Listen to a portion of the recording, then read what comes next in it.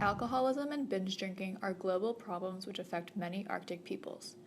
Scholars attribute the desire of Arctic Aboriginals to drink heavily to the dreariness of their location and the imminent darkness that makes up many of their days. But another major factor is the loss of culture and community identity that they have witnessed with the expansion of Western influences and commerce. Introduced to Native Canadian Arctic societies by Eurasian and American colonists in the 18th and 19th centuries, alcohol was initially brought to small Arctic communities by contract workers. It became an object of trade used to obtain animal furs and other essential, valuable trading items, although it was still highly coveted and difficult to come across. Indigenous peoples working for trading companies were sometimes paid in rum for their services, serving to increase their dependence on alcohol.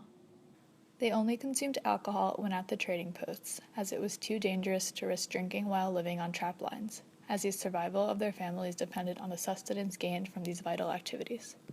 Jesuit traders have documented social problems accompanying the introduction of alcohol, including assault and murder, marriage breakdown, and food deprivation. Once Alaska was purchased by the United States, alcoholism in Aboriginal societies increased dramatically, as alcohol became much easier to obtain. Conducted in 1991, the Aboriginal People Survey found that 73% of Aboriginal communities view alcoholism as a major issue. Compared to the overall Canadian and American societies, there are more Native Arctic peoples who abstain from alcohol, but there are also more who participate in binge drinking multiple times a week.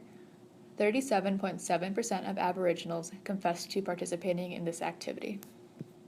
Often, these heavy drinking activities lead to very serious problems in a community, including physical abuse, suicide, and birth defects. Many of the students at the Sir Alexander Mackenzie School in Inuvik, Northwest Territories cannot understand words that are spoken to them because 40% of their mothers participated in binge drinking during pregnancy, which leads to alcohol-related birth effects such as FAS, or fetal alcohol syndrome. FAS is characterized by stunted fetal growth, distinctive facial features, and damaged brain structures. It often leads to permanent central nervous system damage. Native FAS rates are 25 times the world average in communities like these. Scholars and politicians call for a sobering up of Aboriginal communities to begin the process of lowering high binge drinking rates, to provide safety measures, and to bring Aboriginals back in touch with their cultural roots. Upik jum ukau tiga lang mga kangatar